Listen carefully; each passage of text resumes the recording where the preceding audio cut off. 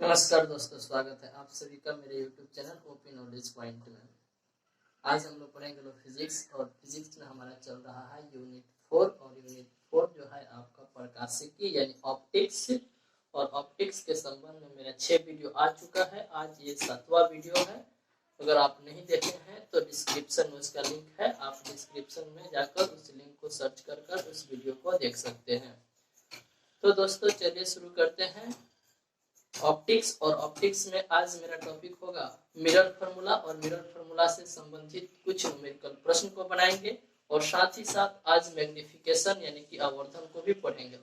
सबसे पहले हम आपको आवर्धन बताते हैं और आवर्धन बताने के बाद कुछ मिरर फार्मूला के बारे में जानेंगे और मिरर फार्मूला को जानने के बाद उसमें कुछ न्यूमेरिकल प्रश्न करेंगे।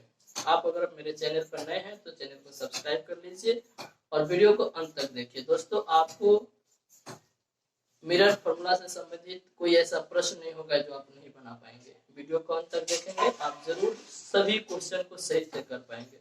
चलिए तो वीडियो को शुरू करते हैं। सबसे पहला टॉपिक आज हम पढ़ाएंगे आपको आवर्धन। आवर्धन यानी कि इसको कहा जाता है मैग्निफिकेशन।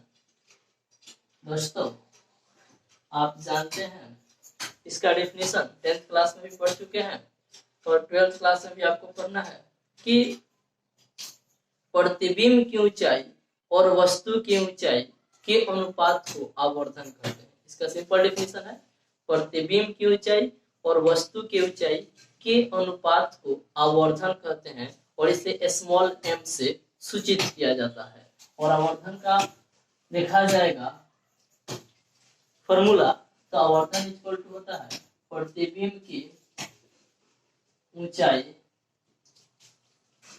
बटा वस्तु की ऊंचाई। वस्तु की ऊंचाई देखिए, आवर्धन को स्मॉल m लिखा जाता है, प्रतिबिंब की ऊंचाई को h डैश लिखा जाता है और वस्तु की ऊंचाई को h लिखा जाता है। तो आवर्धन इक्वल टू फॉर्मूला हो जाता है h डैश बाई h। याद रखें, आवर्धन m equal to h dash by h। दोस्तों, डेफिनेशन याद करना तो अलग बात है, हम आपको बताएंगे यहाँ पे जो आवर्धन है वह एक्चुअली बताता क्या है। आवर्धन आपको एक्चुअली ये बताता है कि प्रतिबिंब जो है वस्तु की अपेक्षा कितना गुना आवर्धित बन रही है। आवर्धित माने 12 बन रहा है या छोटा बन रहा है, ये बात को भी बताएगा। आवर्धन से हमें ये बात की जानकारी मिलती है कि प्रतिबिंब की जो आकार है वह वस्तु की अपेक्षा कितना गुना है, इस बात की हमें जानकारी मिलती है। आवर्धन एक और फॉर्मूला होता है दोस्तों, ये याद रखिए, minus v by u. Minus v by u, इसको हिंदी में लिखेंगे तो लिख सकते हैं कि आवर्धन इक्वल टू माइनस प्रतिबिंब दूरी, प्रतिबिंब दूरी बटा वस्तु दूरी। ये फॉर्मूला भी है, इस फॉर्मूला को भी आप याद रखें। दोस्तों, अब हम आपको बताएंगे आवर्धन से जुड़ा हुआ कुछ मुख्य पॉइंट। अगर आवर्धन m का मान निगेटिव आ जाए, निगेटिव यानी कि ऋणात्मक, तो इसका अर्थ क्या है।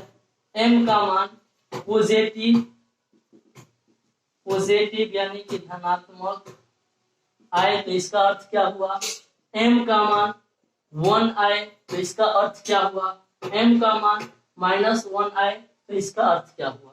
दोस्तों, इन सभी पॉइंट को हम आपको बताएंगे।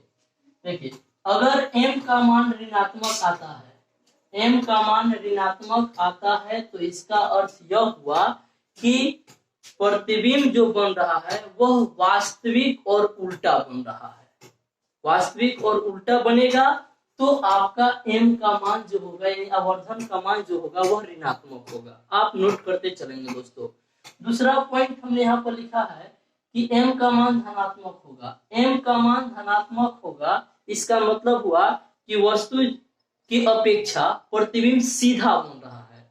जब प्रतिबिंब सीधा बनेगा तो आपके आवर्धन m का मान जो होगा वह पॉजिटिव होगा। तीसरा पॉइंट यहाँ पर लिखे हुए हैं m equal to 1। m equal to 1 तब आएगा दोस्तों जब प्रतिबिंब की ऊंचाई और वस्तु की ऊंचाई दोनों इक्वल होगी, तो m का मान 1 आएगा और +1 आया है, इसका मतलब कि प्रतिबिंब की ऊंचाई वस्तु की ऊंचाई के इक्वल भी होगा और साथ ही साथ आभासी प्रतिबिंब भी बनेगा, जैसे कि समतल दर्पण में होता है। समतल दर्पण के लिए आप आवर्धन का मान हमेशा 1 निकालेंगे। समतल दर्पण के लिए आवर्धन का मान जो होता है हमेशा 1 होता है। क्यों? क्योंकि समतल दर्पण में वस्तु के बराबर प्रतिबिंब बनता है और आभासी भी बनता है और सीधा भी बनता है। तो याद रखिए कि अगर m का मान 1 आता है, इसका अर्थ हुआ कि प्रतिबिंब जो है वस्तु के बराबर है और आभासी है। और m का मान -1 आया, इसका मतलब हुआ कि प्रतिबिंब के आकार वस्तु के आकार के बराबर है, किंतु प्रतिबिंब जो है वास्तविक है। जैसे कि अवतल दर्पण में C पर रखा जाता है तो जो प्रतिबिंब होता है वस्तु के बराबर बनता है, किंतु यह जो होता है वह वास्तविक प्रतिबिंब होता है। तो अवतल दर्पण में जब वस्तु को C पर रखा जाए तो उस स्थिति में आवर्धन का जो वैल्यू होगा वह -1 आएगा। दोस्तों ये 4 पॉइंट को आपने समझा। ये 4 पॉइंट इंपॉर्टेंट पॉइंट है, इन चारों पॉइंट को आप याद रखेंगे।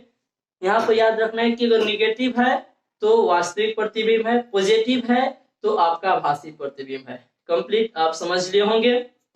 चलिए नेक्स्ट अगला पॉइंट आपसे कुछ और इम्पोर्टेंट पॉइंट बता दे, इसके बाद दर्पण सूत्र पर कुछ न्यूमेरिकल प्रश्न करेंगे। देखिए दोस्तों, अगर आपसे पूछा जाए कौन ऐसा दर्पण है जो हमेशा आभासी और सीधा प्रतिबिंब बनाता है, आभासी और सीधा प्रतिबिंब बनाता है, तो आपका आंसर होगा समतल दर्पण, समतल दर्पण और उत्तल दर्पण एंड उत्तल दर्पण। क्योंकि ये दोनों दर्पण है जो हमेशा आभासी और सीधा प्रतिबिंब बनाता है। लेकिन अगर आपसे पूछा जाए कि कौन ऐसा दर्पण है जो आभासी और वस्तु के बराबर प्रतिबिंब बनाता है, तब आपका आंसर होगा समतल दर्पण। ये इंपॉर्टेंट क्वेश्चन दोस्तों हम आपको बता रहे हैं। तीसरा, आपसे क्वेश्चन पूछा जाए वो कौन सा दर्पण है जो आभासी और वस्तु से छोटा प्रतिबिंब बनाता है, तब आपका आंसर होगा उत्तल दर्पण, उत्तल दर्पण। आपसे पूछा जाए कि वह कौन ऐसा दर्पण है जो आभासी और वास्तविक दोनों प्रकार के प्रतिबिंब को बनाता है, तो उस स्थिति में आपका आंसर होगा अवतल दर्पण। अवतल दर्पण एक ऐसा दर्पण है जो आभासी और वास्तविक दोनों प्रकार के प्रतिबिंब को बनाता है। और इम्पोर्टेंट पॉइंट देखिए, और इम्पोर्टेंट पॉइंट है, आपसे पूछा जाएगा अवतल दर्पण में वस्तु को कहां रखेंगे कि प्रतिबिंब आभासी बनेगा, तो P और F के बीच, P और F के बीच। दूसरा पॉइंट, अवतल दर्पण में वस्तु को कहां रखेंगे कि प्रतिबिंब बहुत बड़ा बनेगा, तो F पर। तीसरा पॉइंट, अवतल दर्पण में वस्तु को कहां रखा जाएगा कि प्रतिबिंब जो होगा वो वस्तु के बराबर बनेगा, तो आपका आंसर होगा C पर, C यानी वक्रता केंद्र पर। और चौथा इससे जुड़ा हुआ इंपॉर्टेंट पॉइंट, अवतल दर्पण के सामने वस्तु को कहां रखा जाए कि प्रतिबिंब बहुत छोटा बनेगा, तब आपका आंसर हो जाएगा अनंत पर, अनंत पर। तो ये सब इंपॉर्टेंट कुछ पॉइंट हैं जो आप नोट करते चलेंगे। अब हम लोग शुरू करने जा रहे हैं लोग एक शानदार चीज जिसमें अक्सर बच्चे गलती करते रहते हैं और आज के बाद वो गलती करेंगे ही नहीं। तो चलिए शुरू करते हैं। ये है आपका दर्पण सूत्र, और दर्पण सूत्र तो खैर हम आगे पढ़ा ही दिए हैं, अगले ही वीडियो में बता दिए हैं। अगर आप मेरा अगला वीडियो देखे होंगे तो वहां पर उसके बारे में बहुत ज्यादा डिस्क्राइब करके समझाए हुए हैं। यहाँ पर सिर्फ हम उस पर फोकस करेंगे। देखिए दर्पण सूत्र, दर्पण सूत्र जिसको कहा जाता है मिरर फॉर्मूला, ये होता है आपका 1/v + 1/u = 1/f। दोस्तों यही है आपका दर्पण सूत्र। चूंकि आप जानते हैं कि F होता है R/2, F होता है R/2, तो यह यहाँ अगर पुट किया जाए तो 1/v + 1/u = 1/f के जगह पर R/2, तो 2 पर चला जाएगा तो 1/v + 1/u = 2/r। ये भी फॉर्मूला हो जाएगा दर्पण सूत्र। यह फोकस दूरी के पद में और यह वक्रता त्रिज्या के पद में हो जाएगा। यह किसके रूप में है? फोकस दूरी के रूप में। और यह किसके रूप में है? यह है आपके वक्रता त्रिज्या के रूप में। देखा जाएगा वक्रता त्रिज्या के रूप में, और ये क्या है, फोकस दूरी के रूप में। और दोस्तों और देखिए हम क्या इसको बना सकते हैं, आप जानते हैं कि उत्तल दर्पण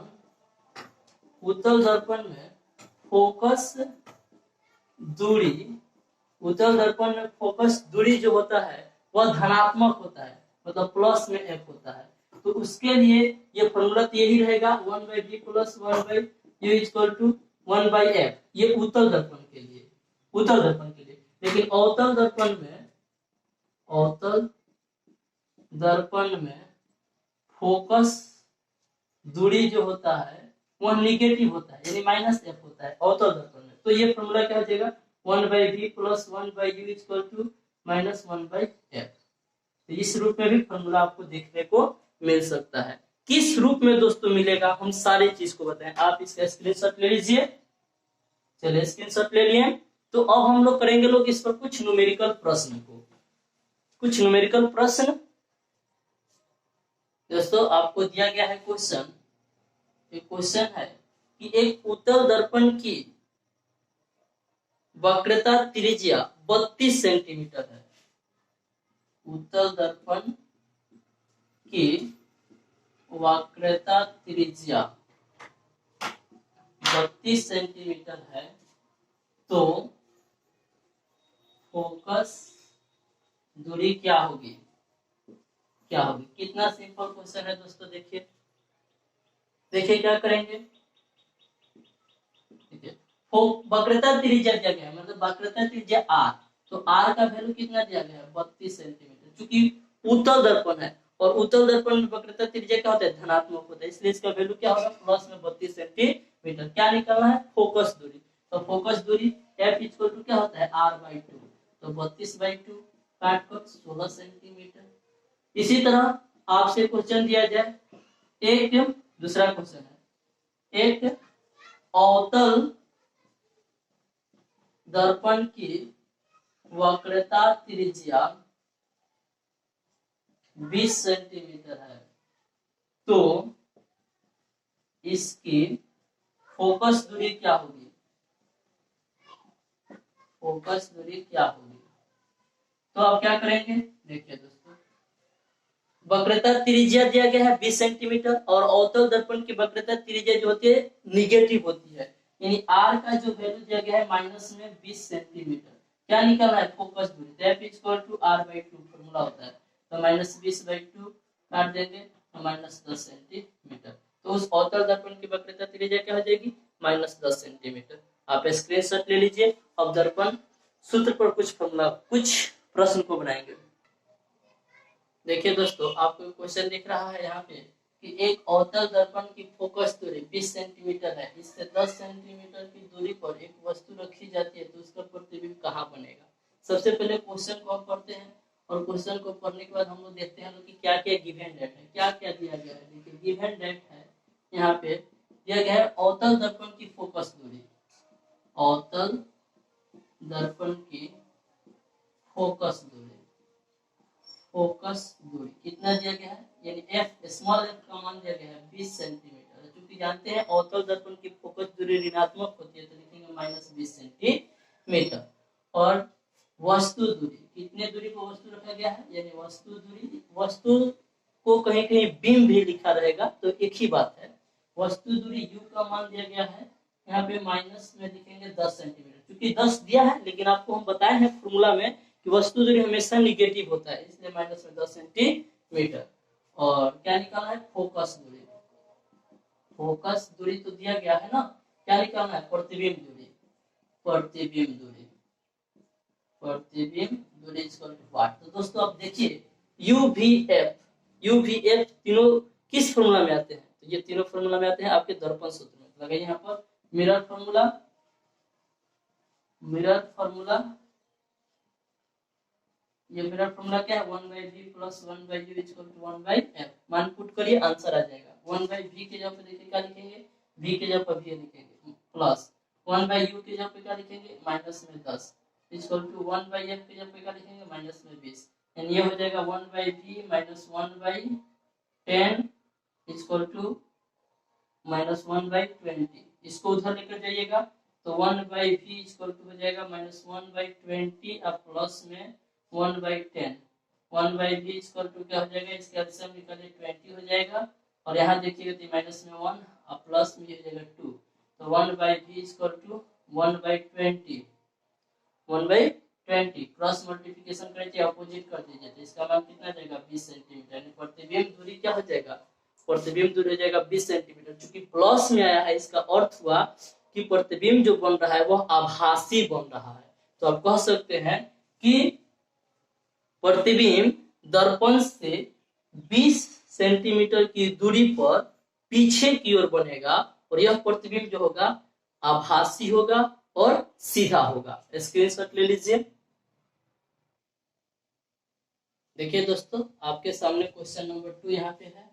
एक अवतल दर्पण के ध्रुव से 12 cm की दूरी पर एक 2 cm ऊंची वस्तु दर्पण के मुख्य अक्ष पर स्थित है। यदि प्रतिबिंब उल्टा और 5 cm ऊंचा हो तो प्रतिबिंब की स्थिति और दर्पण की फोकस दूरी बताएं।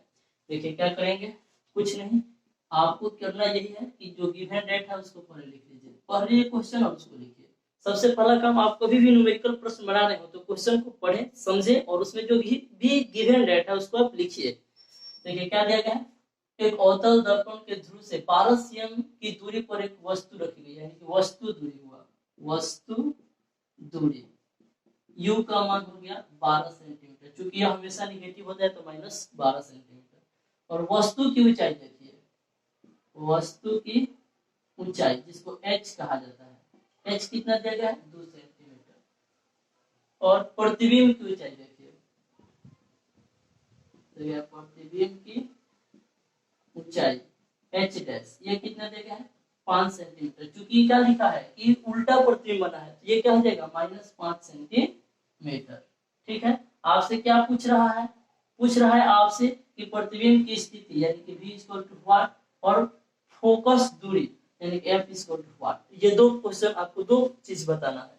तो देखिए कुछ नहीं, सबसे पहले तो हम फॉर्मूला लगा देंगे, क्या आप जानते हैं m equal to minus v by यू, ये फॉर्मूला जानते हैं आवर्धन का।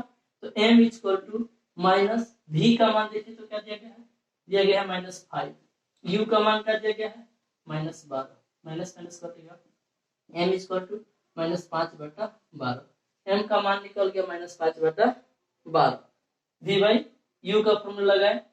एक मिनट दोस्तों ये गलत हो गया, यहाँ पे हमको इसको पुट नहीं करना है, क्या पुट करना है, देखिए m का ही फॉर्मूला लगाएंगे, लेकिन कौन सा फॉर्मूला, देखिए यहाँ पर तो h और h डैश दिया गया है ना, तो h और h डैश वाला फॉर्मूला लगाइए।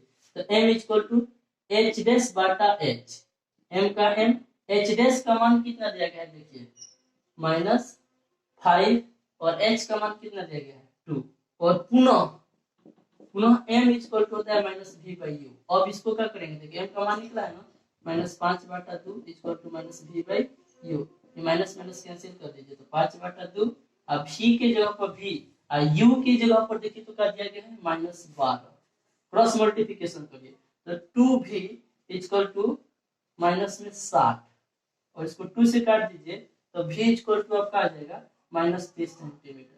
देखिए ये v का जो वैल्यू आया -30 सेंटीमीटर, ये माइनस में आया, इसका मतलब हो रहा है कि प्रतिबिंब जो है दर्पण के सामने 30 सेंटीमीटर की दूरी पर बनेगा।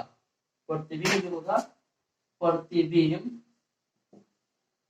दर्पण के सामने 30 सेंटीमीटर की दूरी पर बनेगा, 30 सेंटीमीटर की दूरी पर बनेगा। और दूसरा चीज क्या चाहिए, फोकस दूरी निकालना है। तो फोकस दूरी कैसे निकलेगा दोस्तों, चलिए यहाँ पे आ जाते हैं। फोकस दूरी कैसे निकलेगा, तो दर्पण सूत्र लगा दीजिए, दर्पण सूत्र, दर्पण सूत्र क्या होता है 1/v plus 1/u equal to 1/f। 1/v का मान देखिए तो कितना निकाल है -30 प्लस 1/v का मान -12, 1/f देखिए यह हो जाएगा -1/30 लिख दीजिए, -1/12 लिख दीजिए, 1/f लिख दीजिए, ये हो जाएगा। और क्या करना है, देखिए कुछ नहीं, इसका एलसीएम निकाल दीजिए, तो इसका एलसीएम कितना जाएगा 60, 30 गुना के साथ तो -2, 12×7 तो -5 इक्वल टू 1/f। ये क्या हो जाएगा देखिए माइनस में 7/60 इक्वल टू 1/f। तो क्रॉस मल्टीप्लिकेशन कर लिया जाए तो -7 गुना f इक्वल टू 60। तो f इक्वल टू कितना 60 बटा -7 भाग कर दीजिए। इसको भाग करिएगा तो आपका आ जाएगा कितना आ जाएगा, ये आपको भाग करिए ना 8 से 56 4/7 सेंटीमीटर, लगभग 8 गुना 4/7 सेंटीमीटर आपका आंसर हो जाएगा। ये फोकस भी हो जाएगा। निगेटिव आया है क्यों? क्योंकि यह अवतल दर्पण है। दोस्तों ये क्वेश्चन काफी ज्यादा इंपॉर्टेंट है और आप इस क्वेश्चन को नोट करेंगे और यहाँ से इसको बना लेंगे। स्क्रीनशॉट ले लीजिए। देखिए दोस्तों, आपके सामने क्वेश्चन नंबर 3 है और ये क्वेश्चन जो है काफी ज्यादा इंपॉर्टेंट है और आपको एग्जाम में पूछा जा सकता है और ये आपको 5 नंबर में पूछा जाएगा, यानी 5 मार्क्स वाले क्वेश्चन में आपसे ये पूछा जाएगा, इसलिए आप यहाँ पर ध्यान देंगे और अच्छा से समझेंगे। दोस्तों यहाँ पर दिया है अवतल दर्पण द्वारा बने प्रतिबिंब का आकार वस्तु के आकार की 4 गुना है। प्रतिबिंब का जो आकार है वस्तु के आकार का 4 गुना है। ध्यान दीजिए, 4 गुना आभासी है कि वास्तविक है, यह नहीं दिया गया है। यहाँ पर आवर्धन का मान दे दिया है कि m का मान 4 है। आपको भी बताए थे आवर्धन का मतलब कितना गुना ज्यादा बनता है, तो 4 गुना, यानी m का जो मान है वह 4, ये गिवन डेट। लेकिन ये 4 गुना आवर्धित प्रतिबिंब वास्तविक है या आभासी है नहीं दिया गया है, तो हमको 2 केस में लेकर बनाना पड़ेगा। एक बार m का मान प्लस में 4 और एक बार m का मान माइनस में 4 लेकर बनाना पड़ेगा। और आपको क्या दिया गया है, दूसरा चीज वस्तु दूरी u का मान देखिए माइनस में 20 सेंटीमीटर दिया गया है। इतना ही दूरी पर रखा गया है क्योंकि हमेशा नेगेटिव होते हैं तो नेगेटिव लेंगे। चलिए फर्स्ट केस 1 में जब m इक्वल टू -4 हो, m इक्वल टू -4 माने 4 गुना वर्धित प्रतिबिंब हो और वह वास्तविक हो। वास्तविक के लिए माइनस होता है ना, 4 गुना आवर्धित प्रतिबिंब हो और वह प्रतिबिंब जो हो वास्तविक हो। इस स्थिति में m का मान -4 हो जाएगा। तो आप जानते हैं m इक्वल टू जो होता है -v/u। m के जगह पर -4 रख लीजिए और देखिए v का v रख देंगे, u का क्या दिया गया है माइनस में 20 दिया गया, माइनस माइनस कट गया तो ये इधर आकर गुना हो जाएगा -80 इक्वल टू v के मान 80 आ गया, u के मान दिया गया है -20 सेंटीमीटर। तो दर्पण सूत्र लगा दीजिए और दर्पण सूत्र हो जाएगा आपका 1/v plus 1/u equal to 1/f। तो 1/v की जगह पर -80 माइनस प्लस है और इसका u का मान माइनस में 20 इक्वल टू 1/f। तो देखिए -1/80 minus 1/20 equal to 1/f। LCM निकाल लीजिए। इसका एलसीएम जो आ जाएगा 80 आ जाएगा, -1 हो जाएगा, 4 हो जाएगा, ये 1/f। ये क्या हो जाएगा -5/80 इक्वल टू 1/f। इसको काट दीजिए तो -1/80 equal to 1/f। Cross multiplication करिए, f इक्वल टू हो जाएगा -80 सेंटीमीटर। मतलब जब 4 गुना आवर्धित प्रतिबिंब वास्तविक हो तो उस स्थिति में दर्पण का जो फोकस दूरी होगा -80 सेंटीमीटर होगा। आप इसको नोट करेंगे। 1 मिनट दोस्तों, यहाँ पर देखेंगे ये काटेंगे 5 से तो ये क्या होगा 16×5 = 80, 1/16 ना होगा, मिस्टेक हो गया है, थोड़ा सा देख लीजिएगा। तो ये क्या हो जाएगा माइनस में 16 सेंटीमीटर हो जाएगा। -16 सेंटीमीटर उसकी फोकस दूरी होगी। कब? जब m का मान -4 लेंगे। दूसरा देखते हैं, जब m इक्वल टू +4 लेंगे, यानी कि 4 गुना आभासी प्रतिबिंब बन रहा हो, तो उस स्थिति में आप देखिए m इक्वल टू -v/u।